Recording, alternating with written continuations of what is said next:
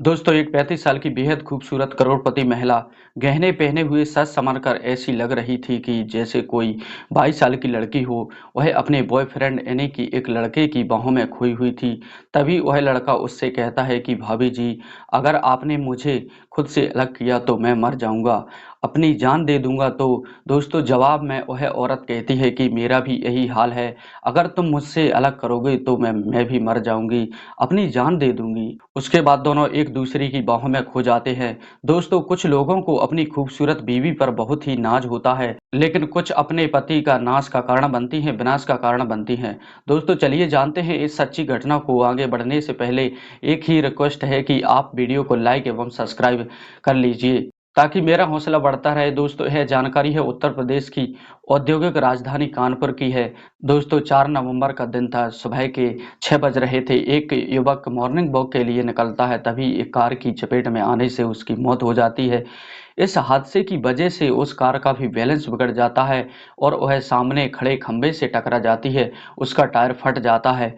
जोरदार धमाके की आवाज आती है और उसके बाद वह कार आगे ही नहीं जा पाती है। उसका ड्राइवर घबरा कर उतरता है और पीछे आ रही एक वैगनआर कार में लिफ्ट लेकर के वहां से फरार हो जाता है। उसके बाद वहां पर लोगों की भीड़ हो जाती है, पुलिस को बुलाई जाती है, पुलिस आती है, उसकी मृत बॉडी को अपने कब्जे में ले लेती है। दोस्तों, इस घटना को सुनकर पूरे इलाके में हड़कंप मच जाता है, क्योंकि यह कोई मामूली आदमी नहीं था। यह कानपुर शहर का एक जाना माना व्यक्ति था और जिसका नाम था राजेश गौतम। राजेश गौतम पेशे से एक अध्यापक था, लेकिन उनकी कुल संपत्ति वह 25 करोड़ रुपए के बीच में बताई जाती है, क्योंकि उनके पास बहुत सारी जमीन थी और उनकी जमीन की कीमत बहुत ज़्यादा थी।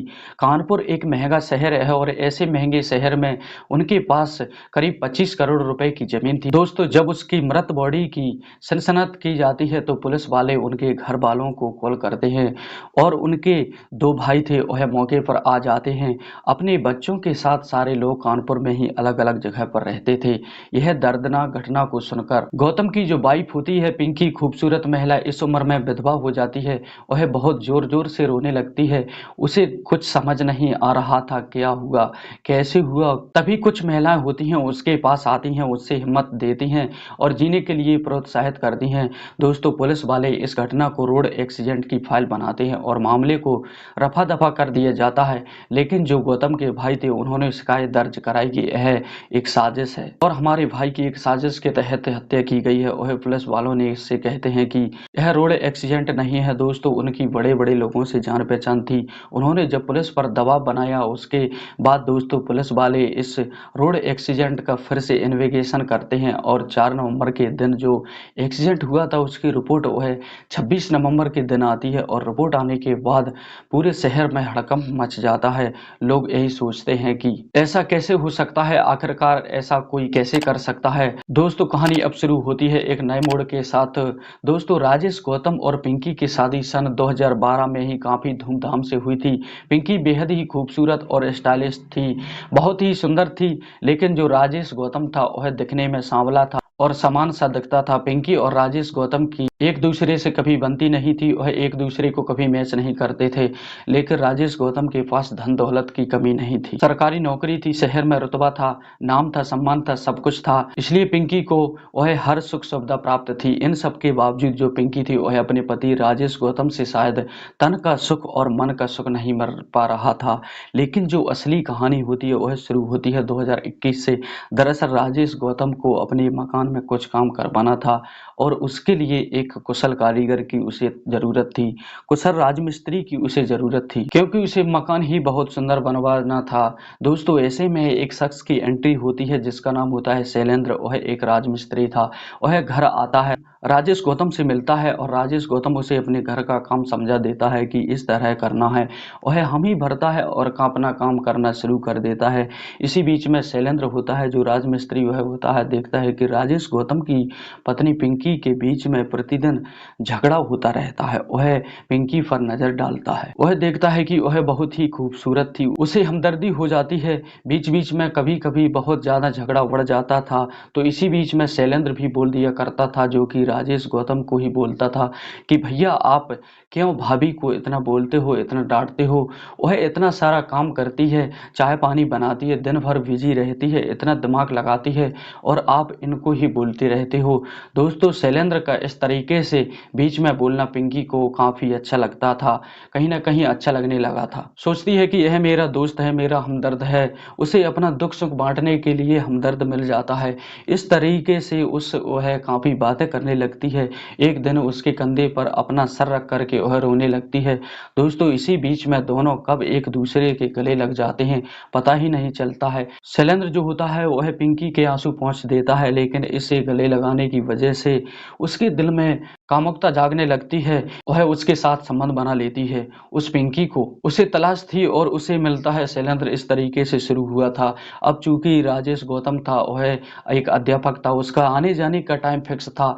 आने-जाने का टाइम फिक्स इसलिए था क्योंकि उसे स्कूल के लिए जाना पड़ता था। वह एक सम्मानित व्यक्ति था, उसका शहर में आना-जाना रहता था। दोस्तों जो पिंकी होती है उसके पीठ पीछे शैलेंद्र को अपने घर में बुला लिया करती थी। उसके बाद जब यह सिलसिला 2 साल तक चलता रहा तो उसके जो आस-पड़ोस के लोग थे, राजेश गौतम को ज़रा भी भनक नहीं लगी कि क्या हो रहा है। लेकिन जो आस-पड़ोस के लोग थे, उनमें से कुछ लोगों ने बताया कि भाई तुम्हारे घर में जो राजमिस्त्री है, वह तुम्हारा कुछ ज़्यादा ही काम कर रहा है। ऐसा भी कौन-सा काम है कि आए दिन रात कौन-सा काम करता रहता है कि सुबह को आता है, दोपहर को जाता है, उसका कुछ आने का पता नहीं रहता है और ना ही जाने का पता रहता है। तब राजेश गौतम कहता है कि ऐसा तो कोई काम नहीं है और सोचने लगता है कि रात में कौन-सा काम होता होगा। फिर उसने उन दोनों पर नज़र रखना शुरू कर दी। एक दिन एक दूसरे की बाहों में भरे हुए थे, कस्में खा रहे थे, जीने मरने की, तभी वहाँ पर राजेश गौतम पहुँच जाता है।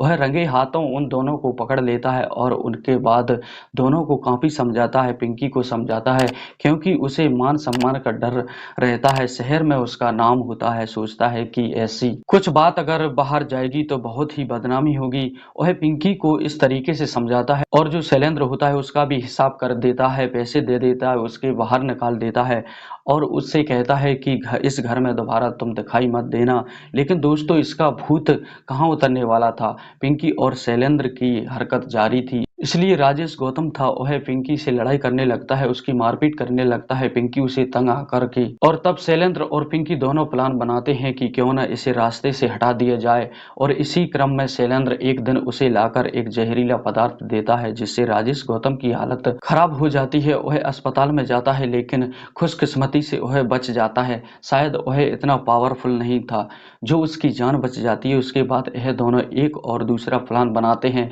उसके अंतर्गत जो शैलेंद्र होता है उसका एक व्यक्ति होता है, उसका एक साथी होता है जिसके पास गाड़ी होती है। वह गौतम को मारने के लिए बोलता है जब वह मॉर्निंग वॉक पर निकलेगा क्योंकि उसके रूटीन में शामिल है। राजेश गौतम पर डे जाता था मॉर्निंग वॉक के लिए तो उसने बोला था क्योंकि वह मॉर्निंग वॉक के लिए निकलेगा तो तुम अपनी गाड़ी से आना और उसको ठोक कर निकल जाना और वहीं पर हमारी गाड़ी मिलेगी जिसमें तुम बैठ जाना, ऐसा उनका प्लान था। दोस्तों प्लान बहुत ही सीधा सिंपल था लेकिन इसमें गड़बड़ी तब हुई जब उसकी गाड़ी का बैलेंस बिगड़ जाता है और वह सीधा जाकर के एक खंभे में टकरा जाती है। उसके बाद जो उसका ड्राइवर था सुमित वह घबरा कर गाड़ी से उतरता है और दूसरी गाड़ी में वह दोनों फरार हो जाते हैं। राजेश गौतम के मरने के बाद जो पिंकी और शैलेंद्र का प्लान था वह यह था कि राजेश के नाम पर 2-2 करोड़ के 2 LIC बीमा थी, उसके मरते ही वह 4 करोड़ पिंकी को मिलते।